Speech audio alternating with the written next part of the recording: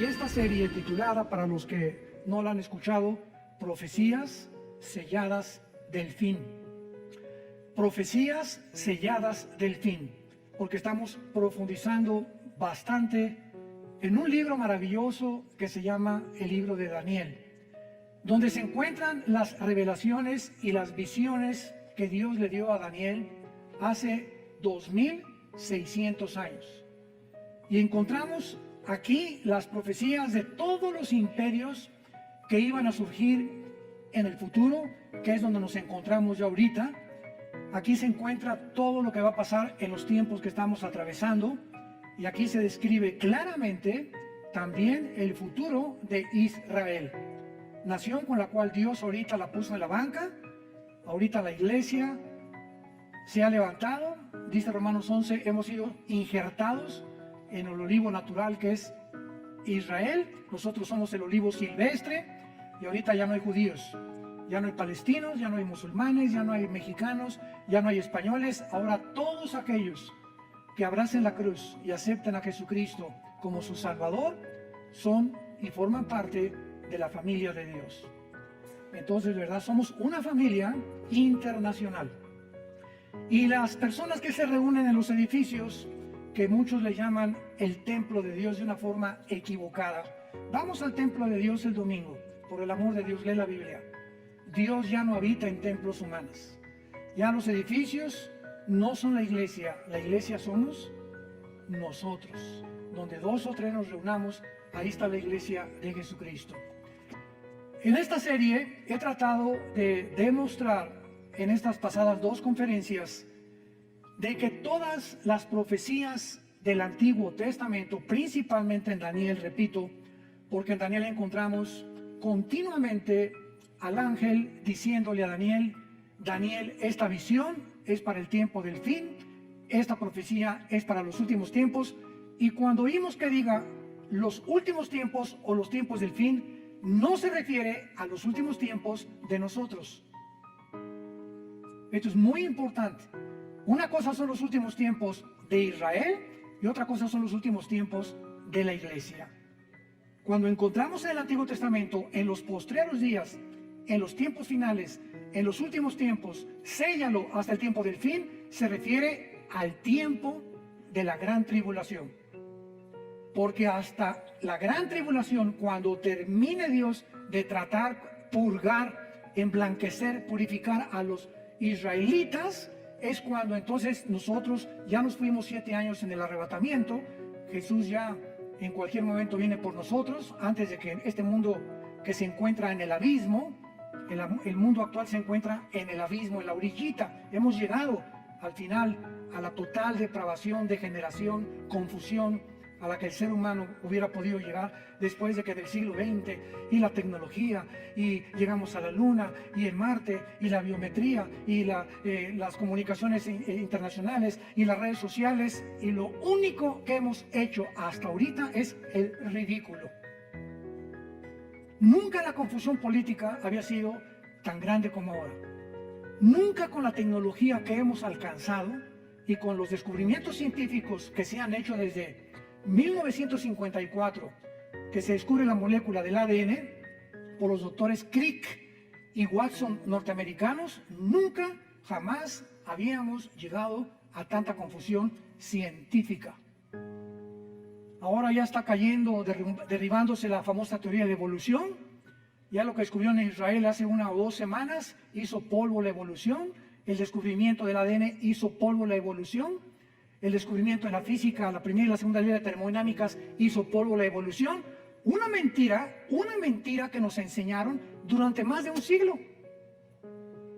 Y que se seguía y se sigue todavía enseñando en muchas universidades, que venimos de Chita. Que somos el producto accidental de una evolución. Y que venimos de los animales, cuando la ciencia, la física, la biología, etcétera, etcétera, contradicen científicamente. Vamos a hacer a un lado la Biblia. La misma ciencia contradice que es imposible la evolución cuando descubrieron el ADN. Sin embargo, esto nos enseña que cuando una mentira se repite 100 años, se acaba aceptando como una verdad. Dice el profeta Isaías, detuvieron la verdad. Y como el ser humano carece de iluminación para saber cuál es la verdad, el mundo tenía forzosamente que llegar al punto en donde nos encontramos. Nos encontramos en el abismo, donde las cosas no van a mejorar, las cosas van a ir de mal en peor. En el libro de Daniel, capítulo 12, encontramos la introducción que dice, en aquel tiempo se levantará Miguel. Daniel 12, versículo 1, el gran príncipe que está de parte de los hijos de tu pueblo, será tiempo de angustia, cual nunca fue desde que hubo gente hasta entonces. Pero en aquel tiempo, ese es aquel tiempo que se repite otra vez en el versículo 1. ¿Ya lo vieron? Comienza diciendo, en aquel tiempo se va a levantar Miguel, el comandante en jefe de los ángeles de Dios, y habrá un tiempo de angustia, y en aquel tiempo será libertado tu pueblo. ¿De qué tiempo está hablando el ángel al profeta Daniel? Del tiempo de la gran tribulación. Y lo dice claramente, será un tiempo que jamás lo hubo cuando hubo gente hasta entonces. Y estas mismas palabras Jesús las repite en Mateo 24, 21, porque habrá gran tribulación como nunca el ser humano la ha visto jamás, ni en el holocausto judío, ni en la Primera Guerra Mundial, ni en la Revolución Bolchevique, ni en la Segunda Guerra Mundial, ni en la Guerra de Vietnam, ni en la Guerra de Corea, ni en los tsunamis que ha habido, ni terremotos. Lo que va a pasar sobre el mundo es algo inusitado que jamás en la historia se había visto. ¿Por qué? Bueno, cuando ya vamos al libro de Apocalipsis, vemos la respuesta. El abismo, que es donde se encuentran los demonios, que está en el centro de la tierra, el abismo, se va a abrir. Y van a salir del abismo millones de espíritus demoníacos para atormentar a los seres humanos mental y físicamente en los tiempos del anticristo. Al mismo tiempo que los demonios van a salir todos en libertad, imagínense abrirle las cárceles federales, las clases de máxima seguridad ahorita a todos los criminales del mundo. Imagínense lo que podría suceder. Pues esto sería como Disneylandia comparado con los demonios que van a salir. Agreguémosle que el anticristo va a tener poderes sobrenaturales, señales engañosas. El falso profeta va a hacer llover fuego del cielo. Y en ese tiempo los habitantes de este mundo van a creer realmente que son extraterrestres. Les van a adjudicar poderes de otros mundos. Y agreguémosle todavía que aparte de las señales y milagros y todo lo que está pasando, Satanás baja al mundo. Ahorita dice Efesios 2 del 1 al 3 que es el príncipe de la potestad del aire. Ahorita Satanás opera en el aire con las ondas de comunicación, con el espectro electromagnético, con todo lo que es el magnetismo, la energía. Desde ahí, ahorita está él controlando radios, programas, televisión, medios de comunicación, etcétera, etcétera, para hacernos creer lo que oímos en la mayor parte de los medios de comunicación. Pero Satanás no baja solo al mundo, lo acompañan los ángeles caídos. Entonces, el mundo se convierte en la habitación de demonios, de señales, de milagros mentirosos, y de Satanás con sus ángeles caídos que, repito, creerán que serán extraterrestres. Porque los ángeles tienen forma humana cuando se manifiestan en el mundo. Dice en 2 Corintios que Satanás se disfraza de ángel de luz. Esto es a lo que se refiere hace 2600 años el ángel que le da estas palabras al profeta Daniel.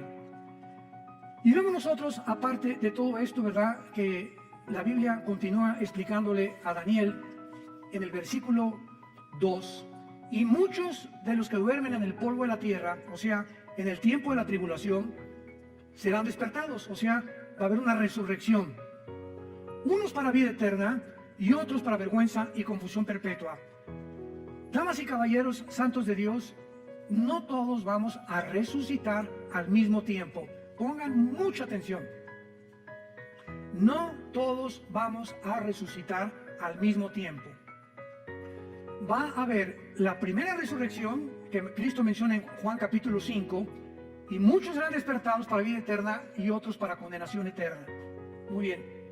En lo que se llama la primera resurrección están involucrados los santos del Antiguo Testamento y nosotros, los santos de la iglesia. Y la otra resurrección para condenación se encuentra hasta Apocalipsis 20, del 11 al 15, que se llama el juicio del gran trono blanco, donde van a resucitar los incrédulos, o todos aquellos que rechazaron las leyes y los mandamientos de Dios. Pero vayamos a ver por qué decimos que hay un orden en la resurrección, porque Dios es un Dios de orden. Vayamos a la primera carta a los Corintios, capítulo 15, y veamos con muchísimo cuidado de qué forma el apóstol Pablo describe este orden de la resurrección que iremos desarrollando a continuación. 1 Corintios 15, versículo 20 en adelante.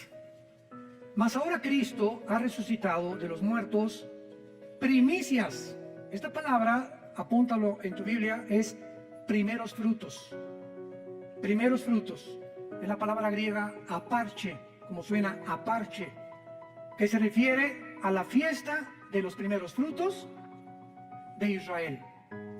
Acuérdate que primero era la Pascua, después venía los panes sin levadura, después venía los primeros frutos y después vino Pentecostés. Y quedan 3 fiestas para poder terminar el plan de Dios. Entonces, cuando el apóstol Pablo dice que Cristo es el que cumplió la fiesta de los primeros frutos, porque Jesucristo es el primero en toda la historia del ser humano que resucitó sin volver a morir. Cuando Dios resucitó a Lázaro, volvió a morir. Cuando resucitó a Tabita, volvió a morir. Todos los casos de resurrección que encontramos en la Biblia volvieron a morir. Pero Cristo es el primero, por eso se le llama en Colosenses el primogénito de los muertos.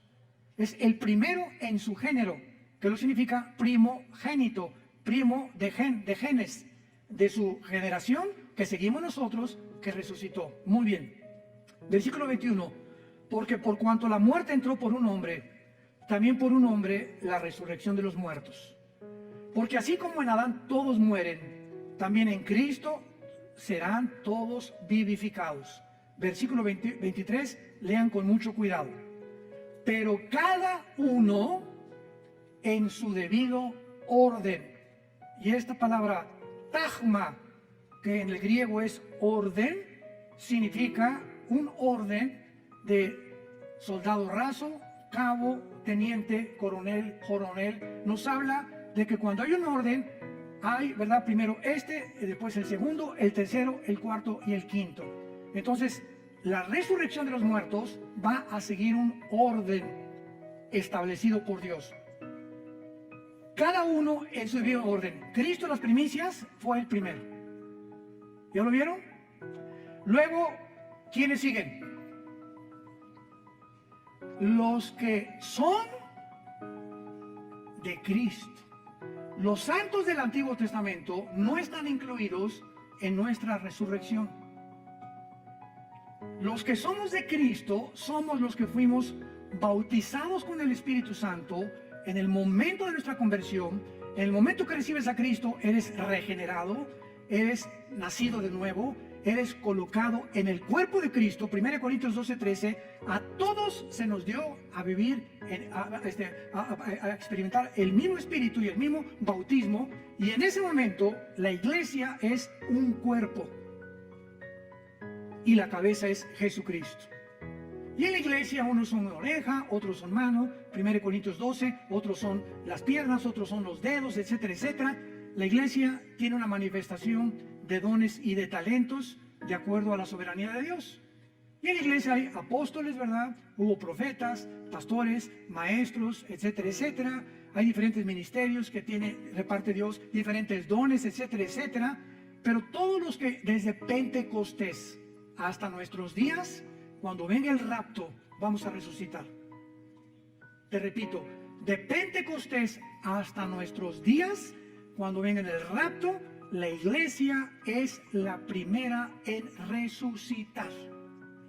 Vamos también, antes de regresar a Corintios, a ver en primera de Tesalonicenses esta verdad. Capítulo 4. Primera de Tesalonicenses, capítulo 4. Y dice así, versículo 13. Tampoco queremos, hermanos, que ignoren acerca de los que duermen, o sea, de los que han muerto, para que no se entristezcan como los otros que no tienen esperanza. Pero si creemos que Jesús murió y resucitó, así también traerá con Jesús ¿a quiénes? A los que durmieron en Él, que somos la iglesia. Los santos del Antiguo Testamento no forman parte del cuerpo de Cristo. Y esto ya le explica Pablo en Efesios capítulo 2, que tanto los judíos con el Antiguo Testamento ahora, y griegos, ahora no hay judíos, ahorita no hay un pueblo de Dios, Israel, ahorita somos todas las personas de todas las naciones que formamos parte, y que cuando recibes a Cristo, te conviertes, nos convertimos en hijos de Abraham. Entonces puede venir ahorita un judío y decirme, yo desciendo de Abraham, y le contesto étnica y terrenalmente y genéticamente, porque eres judío, desciendes de Abraham, claro, fueron lo que los fariseos le dijeron a Cristo, somos hijos de Abraham. Pero la verdadera descendencia de Abraham son los que tenemos la semilla. Y todo esto lo explica Gálatas capítulo 3. Cristo es la semilla prometida a Isaac. En Isaac te será llamada descendencia, o la esperma de Isaac vendrá después Jacob, Judá, Salomón, David, y ahí viene toda la descendencia. Y cuando recibes a Cristo, esa semilla, esa promesa que Dios le hizo a Abraham era espiritual. Entonces dice la Biblia, ahora los que somos de la fe, somos de Abraham. Y dice Romanos capítulo 2, no todos los que descienden de Israel son judíos, porque no es la circuncisión de la carne, sino la circuncisión del corazón. Tú a lo mejor no eres circuncidado porque era el pacto, era una señal del pacto de Israel, pero si tienes a Cristo, formas parte del pueblo de Dios. Y a lo mejor si eres circuncidado y eres judío, aunque estés circuncidado, no eres parte del pueblo de Dios, porque no tienes a Yeshua Mashiach, a Jesús el Mesías, en tu corazón. ¿Me van siguiendo? Esto es importantísimo. Entonces por eso es ridículo, ¿verdad?, que haya cristianos que se ponen la kipá. Y una iglesia mesiánica ahora, ¿verdad? Gracias a Dios que hay judíos que están convirtiendo. Pero eso que nosotros queramos hacernos judíos y ya lo somos. Ya lo somos. ¿Por qué? Por la semilla de Abraham, porque tenemos a Cristo. No tenemos que adoptar lo que ellos hicieron. Ellos tienen el judaísmo. Es importantísimo para la iglesia. Porque hay un movimiento tremendo, ¿verdad?, de cristianos que se quieren hacer judíos. ¿Para qué? Están mejor así de Tlaxcalteca. No niegues tus raíces. Muy bien. Entonces vemos nosotros que en Daniel 12, versículo 2, dice la Biblia que los judíos, desde Adán hasta Pentecostés, que nació la iglesia, hasta Hechos capítulo 2, la iglesia nació cuando el Espíritu Santo bajó en Pentecostés y formó la iglesia, el cuerpo de Cristo, que se llama un nuevo hombre. Y dice la Biblia en 2 Corintios 5, el que está en Cristo, nueva, o sea, esta nueva creación no existía. Cuando Dios descansó en Génesis capítulo 2, el séptimo día, ¿qué significa? ¿Que Dios se acostó en una hamaca? No, que Dios dejó ya de crear nada nuevo. Todo conforme a su semilla, ardillas, hipopótamos, ballenas, todo, ¿verdad? Todo ya lo dejó Dios como lo había hecho. No volvió a crear nada. Pero cuando llega el momento de la iglesia, Dios hace una nueva creación, que somos nosotros.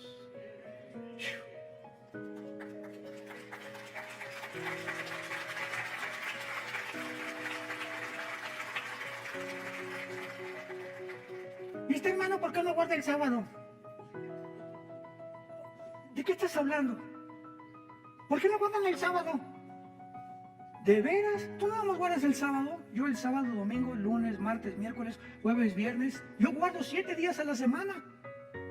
Porque el sábado fue dado a Israel.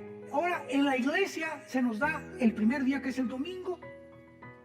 El primer día de la semana Cristo resucitó. El primer día de la semana vino el Espíritu Santo. Y los apóstoles comenzaron a reunirse ya no el sábado, sino el domingo.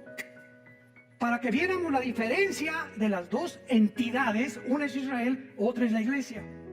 No las confundamos. Ahora, Israel era la esposa de Dios y se divorció. Dios está divorciado ahorita de Israel. Nosotros somos la novia de su hijo. 2 Corintios 11 del 1 al 3. Desposados como una virgen pura. Ahí me preguntó, ¿ya acaso tiene Dios 2 esposas? Le dije, por favor, entiende la Biblia. Dios ha hecho a un lado a Israel y va a regresar. Romanos 9, 10 y 11 va a regresar en la tribulación a purificarlos, purgarlos, y los que crean en la tribulación en Jesús pasarán al milenio junto con la iglesia nosotros. Pero ahorita Dios está divorciado. ¿Dónde dice eso? Vayamos al libro de Isaías.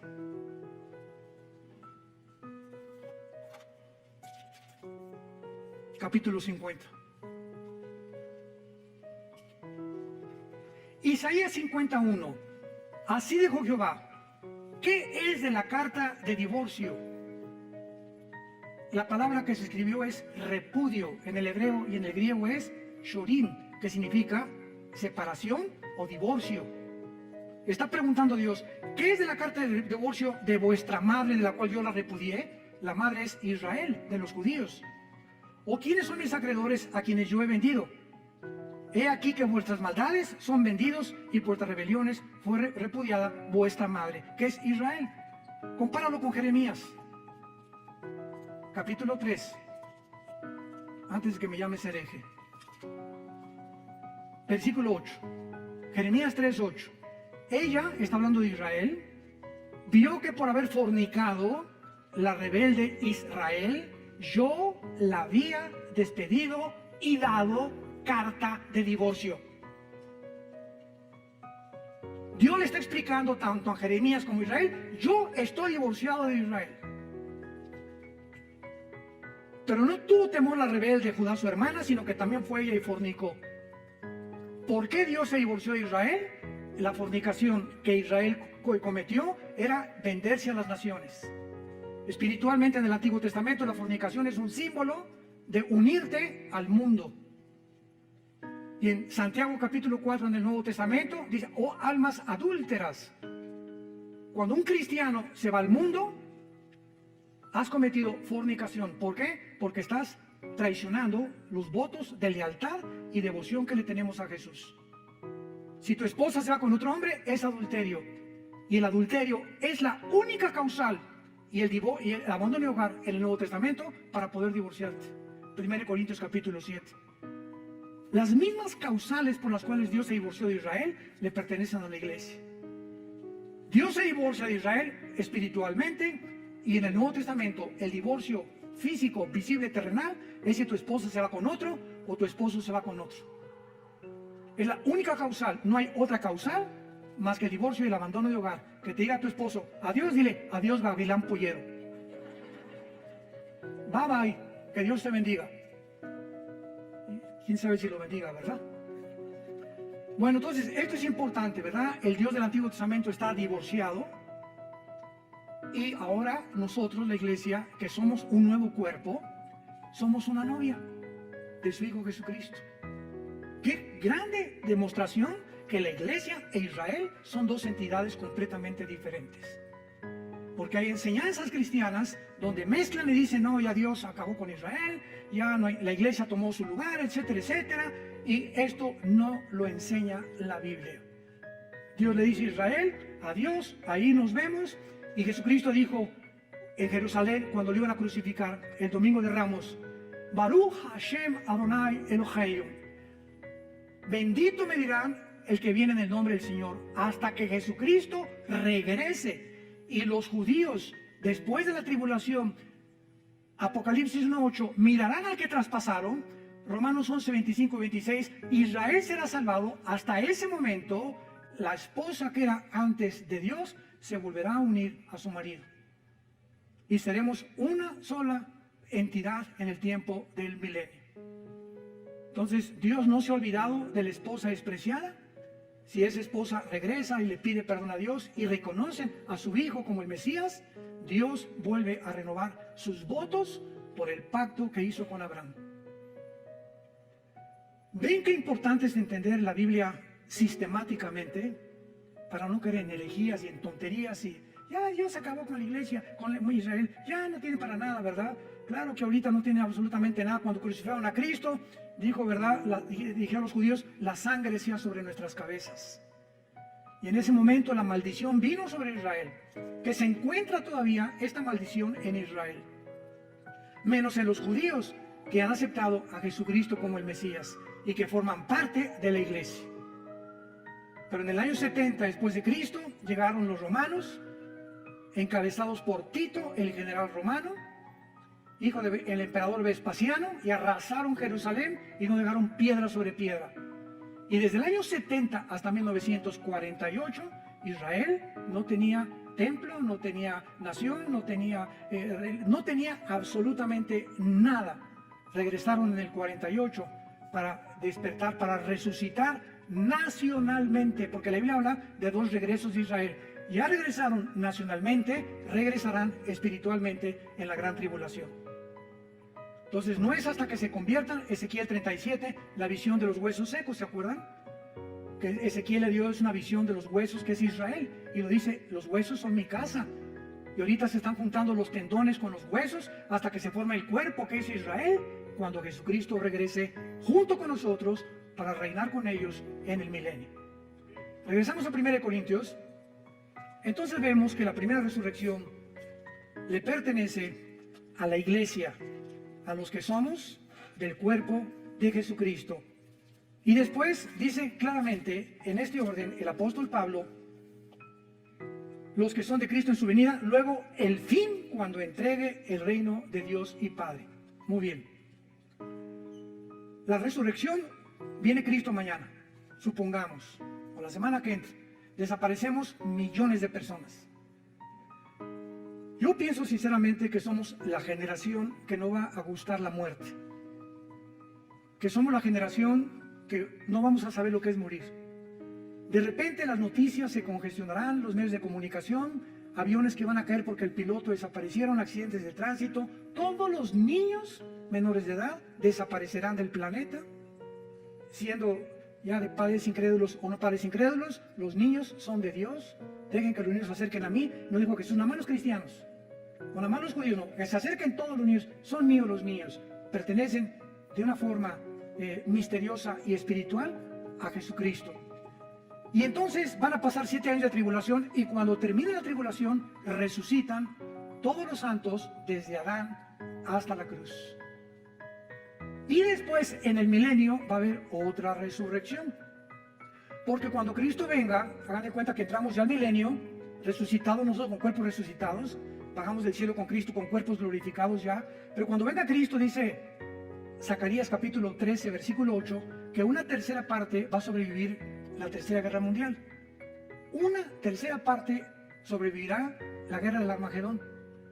Y esta tercera parte que sobreviva, va a haber, Mateo 25, un juicio de los cabritos y de las ovejas. Y Dios va a juzgar a los cabritos y a las ovejas.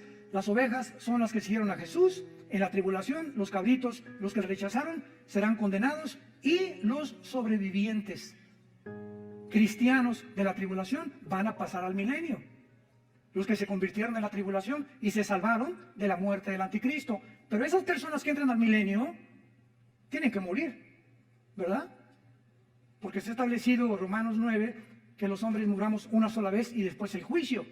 Entonces, ¿cómo van a entrar a la eternidad estas personas que pasaron de la tribulación vivos al milenio si no han resucitado? Entonces, la mayor parte de estos que van a entrar se van a rebelar contra Cristo Apocalipsis 20 del 10 en adelante, y Satanás será sacado del abismo y encabezarán la última guerra, Gog y Magog, que es diferente de la Ezequiel 38 y 39, para pelear contra Cristo, y los que se hayan convertido en milenio resucitarán para entrar a la nueva Jerusalén.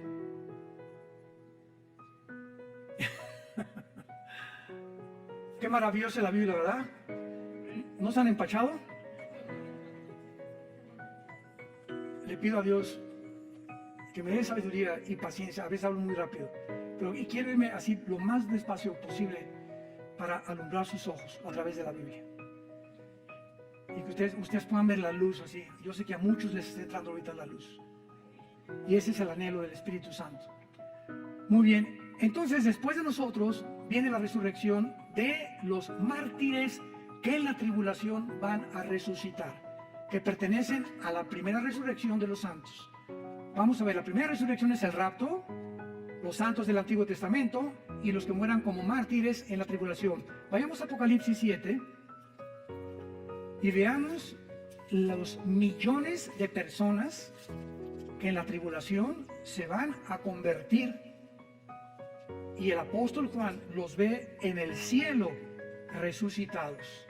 Apocalipsis 7, versículo 9. Escribe el apóstol Juan: después de esto miré, y he aquí una gran multitud, la cual nadie podía contar, de todas naciones y tribus y pueblos y lenguas, que estaban delante del trono en la presencia del Cordero, vestidos con ropas blancas y con palmas en las manos. Las ropas blancas nos hablan de que ya estaban resucitados. Y clamaban una gran voz diciendo: la salvación, etcétera, etcétera. Versículo 13. Entonces uno de los ancianos habló diciéndome: estos que están vestidos de ropas blancas, ¿quiénes son? ¿Y de dónde han venido? Yo le dije: Señor, tú lo sabes. Y él me dijo: estos son los que han salido de la gran tribulación y han lavado sus ropas y las han emblanquecido en la sangre del Cordero. Aquí encontramos posiblemente a los 144,000 y a todos aquellos que en la tribulación van a morir como mártires. Aquí ya llevamos que nosotros fuimos primeros, ellos serán segundos, y en tercer lugar, vamos a Apocalipsis 11, están incluidos los 2 testigos al final de la tribulación. Dice Apocalipsis 11, versículo 7, cuando hayan acabado su testimonio, está hablando de los 2 testigos: la bestia que sube del abismo hará guerra contra ellos y los vencerá y los matará, y sus cadáveres estarán en la plaza de la grande ciudad, que en sentido espiritual se llama Sodoma y Egipto, donde nuestro Señor fue crucificado. De una forma inequívoca es Jerusalén, donde los 2 testigos serán asesinados por el anticristo. Y vean ustedes las palabras con las que el Espíritu Santo califica a Israel. Israel se convertirá como Egipto, que es el símbolo del mundo, y como Sodoma, que es el símbolo de la depravación moral. Y no es coincidencia que Tel Aviv, la ciudad ahora de Israel, se esté considerando la capital mundial del movimiento gay. Tel Aviv es ya la capital del movimiento gay en el mundo. Y hay cantidad de cristianos evangelizando a todos estos hombres y mujeres que necesitan a Jesús. Porque Jesús murió por todos aquellos. Por más pecador que tú seas, Cristo te ama. Pero Él te pide que te arrepientas de tus pecados y que entiendas que los géneros no se pueden tergiversar ni pervertir. Solamente hay 2 géneros, varón y hembra, nada más. Esta semana el gobierno americano acaba de declarar que en todos los pasaportes nuevos de Estados Unidos se incluya el tercer género. En todos los pasaportes desde esta semana americanos, norteamericanos, viene incluido el tercer género. Si tú le quieres poner otra cosa, no nos vamos a profundizar en eso. Y entonces van a ser asesinados, versículo 9, y los de los pueblos tribus, lenguas y naciones verán sus cadáveres por 3 días y medio y no permitirán que sean sepultados. Los moradores de la tierra se regocijarán, se alegrarán y enviarán regalos unos a otros, porque estos dos profetas habían atormentado a los moradores de la tierra. Me detengo aquí. ¿Por qué el mundo ahorita se ha vuelto contra nosotros? ¿Por qué? Porque se sienten atormentados con la predicación del Evangelio de Cristo. En lugar de que sientan una medicina y un aliento, yo cuando oí el Evangelio dije, Dios mío, esto es lo que yo estaba esperando toda mi vida. Hay personas que se molestan. Y ahora tú no puedes predicar esto. La iglesia es un hospital para todo tipo de personas, lesbianas, transgénero, homosexuales, borrachos, parranderos y jugadores. Esto es la iglesia. Le abrimos la puerta a todos para que podamos ser sanados de la condición en la que el mundo tal vez nos empujó a ser. Cualquiera de ustedes que oiga mi testimonio no lo vas a creer. No lo vas a creer lo que yo era antes de venir a Jesús hace 46 años. Este año cumplo 46 años, no de edad, de cristiano. Y 43 años cumplo este año de predicar la palabra de Dios. A los 3 años de convertido comencé a predicar en la sierra a los indígenas de Oaxaca y de Guerrero. Tuve 3 años en la sierra, durmiendo en pisos de adobe, tapándome con periódicos. Mi cojín era un ladrillo envuelto en periódicos, así que si realmente alguien ha vivido la pobreza, he sido yo. Pero antes de eso, tú no te imaginas lo que yo era, ni quiero... creo que en internet está algo de mi testimonio. Pero Pancho Rasqueado se quedaba chiquito.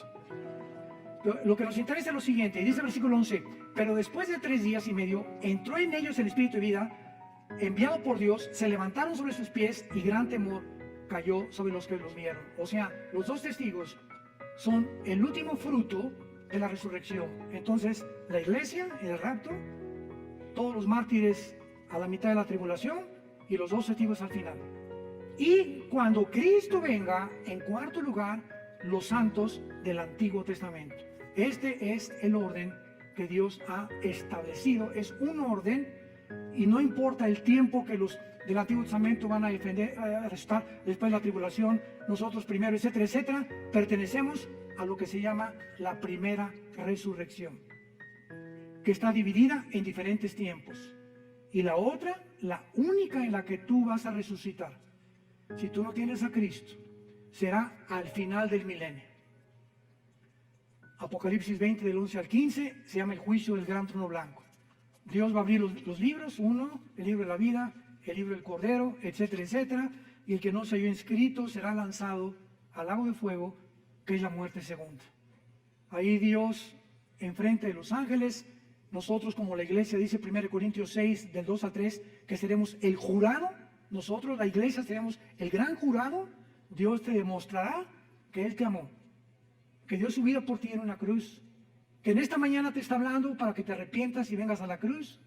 Y si tú continúas rechazando eso, Dios no te puede forzar. Te puedes burlar ahorita, mascar tu chicle, decir no lo creo, puedes hacer lo que quieras. Pero estas palabras son fieles y verdaderas, porque son la palabra de Dios. Y Dios te da la oportunidad en este momento que vengas a la cruz, que le entregues tu vida, que te arrepientas de tus pecados y que conozcas lo que es verdaderamente ser libre, espiritual, mental y físicamente. Oremos. Gracias, Señor, por tu palabra en esta mañana. Gracias, Señor, por habernos dejado en el camino, porque tu palabra dice, no hay en ellas nada perverso, en ellas, todas ellas son rectas al que entiende y razonables a los que han alcanzado la sabiduría. La ley de Jehová, los mandamientos que Dios nos da, son perfectos, porque convierten el alma. El testimonio de Jehová es fiel, hace sabio al sencillo. El temor de Jehová permanece para siempre. Todo lo que Dios nos dice es deseable, más que el oro y más que el oro afinado, y dulce más que la miel que destila el panal. Te damos gracias, Señor Jesús, por haber dado tu vida en esa cruz, por haberte levantado de los muertos, para decirnos que nosotros seguimos detrás de ti. Animarnos que esta vida es temporal, seremos librados de la corrupción de esclavitud a la libertad gloriosa de los hijos de Dios. Y en esta mañana, tú que me escuchas, invita a Cristo a tu corazón. Arrepiéntete de tu vida. Tú eres pecador, dice la Biblia, y la paga del pecado es la muerte.